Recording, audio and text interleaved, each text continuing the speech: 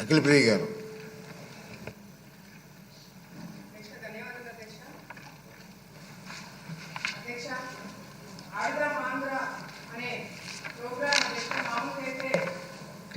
క్రీడాకారులను ఎంకరేజ్ చేయడానికి గ్రామ స్థాయి నుంచి రాష్ట్ర స్థాయి వరకు స్పోర్ట్స్ని ఎంకరేజ్ చేయాల్సిన కార్యక్రమం అధ్యక్ష ఇది యాక్చువల్గా.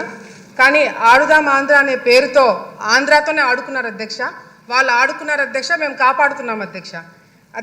ఈరోజు ఫుట్బాల్కి వాలీబాల్కి తేడా తెలియని వాళ్ళు కూడా గతంలో మంత్రిగా మరి 120 కోట్ల రూపాయలతో ఈ గేమ్స్ కండక్ట్ చేయడం అనేది చాలా విడ్డూరంగా ఉంది అధ్యక్ష. ఎందుకంటే అధ్యక్ష వాళ్ళు ఎక్కడ కూడా క్రీడాకారులను ఎంకరేజ్ చేస్తున్నట్టు కానీ పలానా క్రీడలో పలానా ప్లేయరు ఫోకస్ అయినట్టుగా కానీ ఎక్కడ మనకు కనిపించలేదు అధ్యక్ష.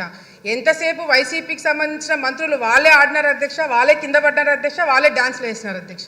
అంతేగాని క్రీడాకారులను ఎంకరేజ్ చేసినట్టుగా కూడా ఎక్కడ కూడా ఎవరు ఫోకస్ కాలేదు అధ్యక్ష.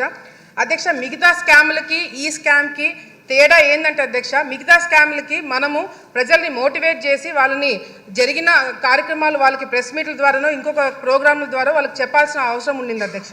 కానీ ఈ ఆడుదాం ఆంధ్ర అనే ఒక స్కామ్ అధ్యక్ష కళ్ళ ముందర గ్రామ స్థాయి నుంచి రాష్ట్ర స్థాయి వరకు జిల్లా స్థాయి వరకు అందరూ కూడా గమనించిన స్కామ్ అధ్యక్ష ఇది. ఎందుకంటే క్రీడాకారులు ఆడడానికి ఇచ్చిన కిట్స్ అధ్యక్ష నాణ్యత లేదు అధ్యక్ష.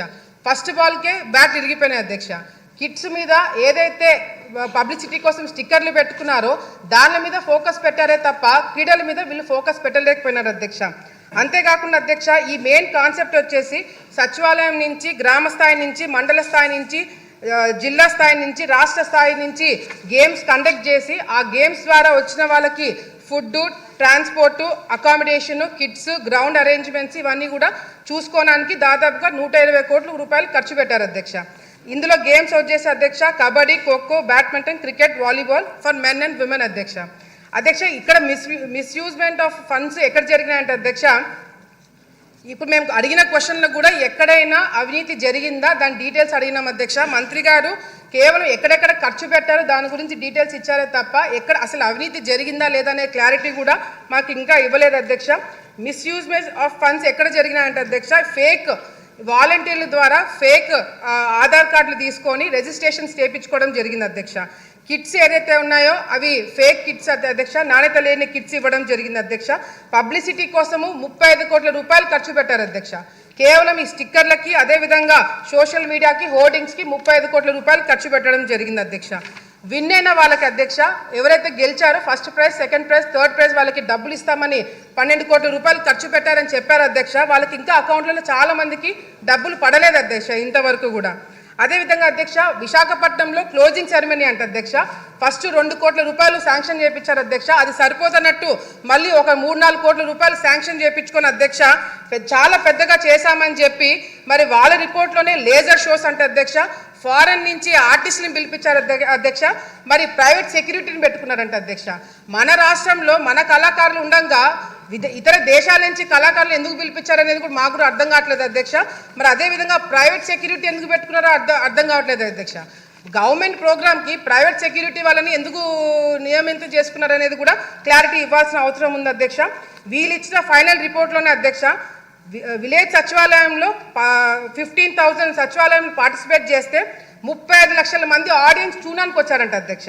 మండల స్థాయిలో 753 మండలాలు పార్టిసిపేట్ చేస్తే దాదాపుగా 4 లక్షల మంది చూడడానికి వచ్చారు అధ్యక్ష. డిస్ట్రిక్ట్ లెవెల్లో జరిగిన దానికి 90,000 మంది ఆడియన్స్ వచ్చారంట అధ్యక్ష. మరి విశాఖపట్నంలో అధ్యక్ష 35,000 మందితో ఆడియన్స్ తోటి ప్రోగ్రామ్ చేశారంటే అధ్యక్ష. ఆ ప్రోగ్రామ్కి మాత్రం జగన్మోహన్ రెడ్డి గారు రాలేదు అధ్యక్ష. క్లోజింగ్ సెరమనీకి కూడా రాలేదంట, ఆయనకి టైం కూడా లేదు అధ్యక్ష.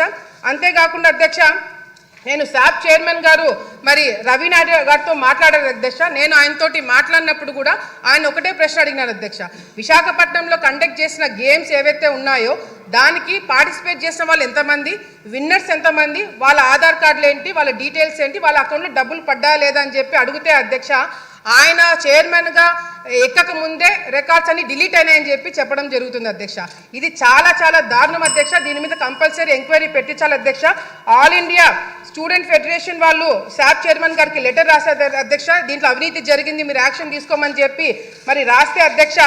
అదేవిధంగా శాప్ చైర్మన్ గారు మరి చంద్రబాబు నాయుడు గారి ఆదేశాల మేరకు కూడా మరి సిఐడికి విజిలెన్స్కి కంప్లైంట్ ఇస్తే అధ్యక్ష, కంప్లైంట్ ఇచ్చిన తర్వాత సిఐడి వాళ్ళు వచ్చారంట అధ్యక్ష. సిఐడి వాళ్ళు వచ్చి కేవలం ఒకే ఒక రోజు మరి ఇన్స్పెక్షన్ చేశారంట అధ్యక్ష.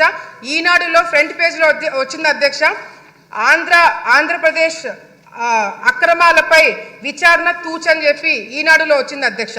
ఒక్కరోజు ఇన్వెస్టిగేషన్ నిజంగా జరిగిందా, అసలు సిఐడి వాళ్ళు ఈ కేసు టేకప్ చేస్తారా లేదనేది కూడా మరి మంత్రి గారు క్లారిటీ ఇవ్వాలి అధ్యక్ష. మెయిన్గా అధ్యక్ష ఈరోజు ముఖ్యంగా అధ్యక్ష, ఇది 120 కోట్ల రూపాయలు స్కామ్ కాదు అధ్యక్ష.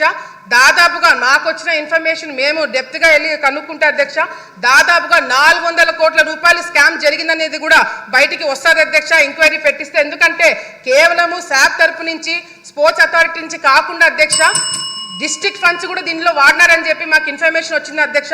దీని మీద దృష్టి పెట్టాలని చెప్పి కూడా కోరుకుంటూ, మరి వైసీపీ నాయకులు బయట వాళ్ళ కొద్దీ వాళ్ళే క్లీన్ చిట్లు ఇచ్చుకుంటున్నారు అధ్యక్ష.